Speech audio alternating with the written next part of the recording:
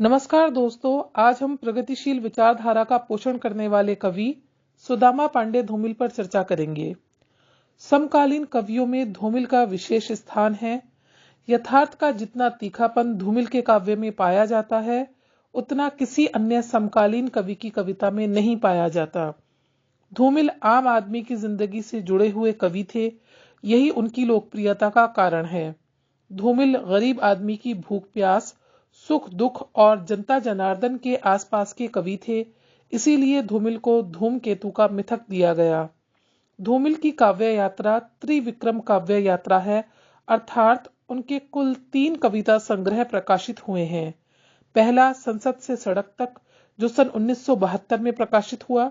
दूसरा कल सुनना मुझे 1977 में प्रकाशित हुआ।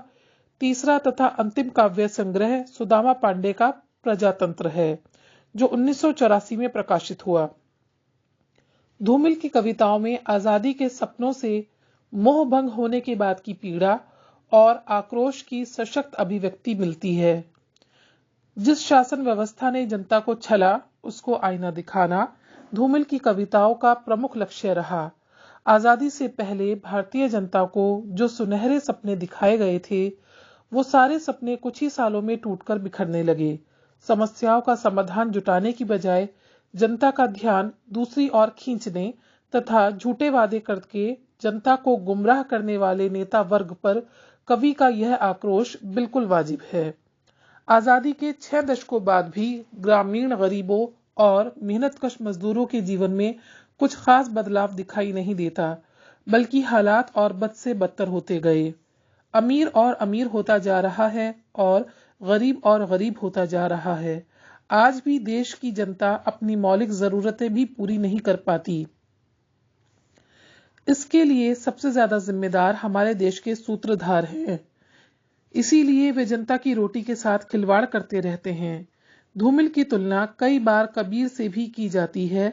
यदि कबीर ने तत्कालीन सामाजिक व्यवस्था तथा धर्म के आडंबर को चुनौती दी थी, तो धूमिल ने भी लोकतंत्र से मोह भंग पर कविता करते हुए सीधे संसद से सवाल किए।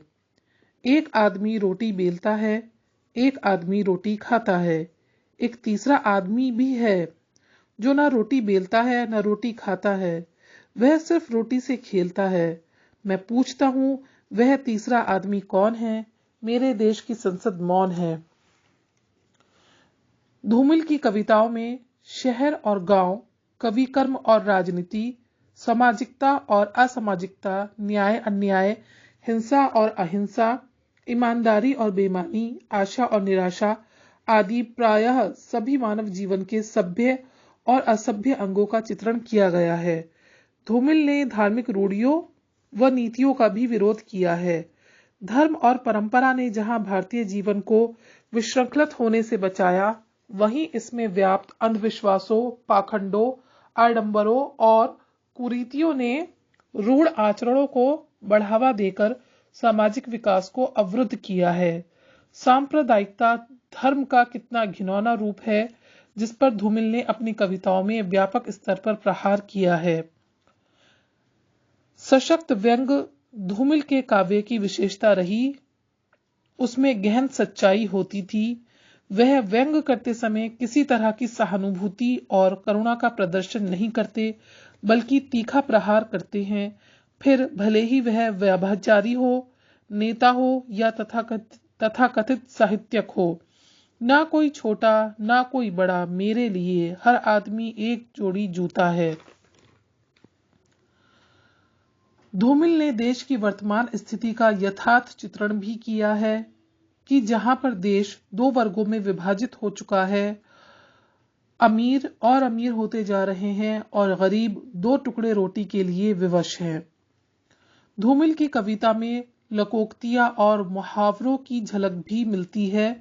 धूमिल की कविता में 2 तरह के मुहावरे मिलते हैं। एक वह जो साहित्य में प्रचलित हैं और आम बोलचाल की भाषा में समाज में सुने जा सकते हैं। दूसरा वह जिन्हें धूमिल ने स्वयं गढ़ा, जैसे हरी आंख, चेहरा टटोलना, सन्नाटा सूंघना आदि। धूमिल ने न केवल दलित व निम्न वर्ग के लोगों पर लिखा, बल्कि डटकर ऐसे लोगों पर व्यंग भी किया जो शोषितों के ऊपर शोषण भी कर रहे थे। जनतंत्र, आजादी, संसद, इन सभी पर तीखा व्यंग करते चले जाना धूमिल के काव्य की खास विशेषता रही। आजादी के बाद की कविता में देश, लोकतंत्र और आम आदमी की पीड़ा को संसद के गलियारों तक मुखर करने वाले धूमिल भुखमरी, महंगाई तथा बेरोजगारी पर किसी भविष्य द्रष्टा की तरह कलम चलाते रहे। धूमिल की कविता आज भी उतनी ही प्रासंगिक है जितनी की कल थी।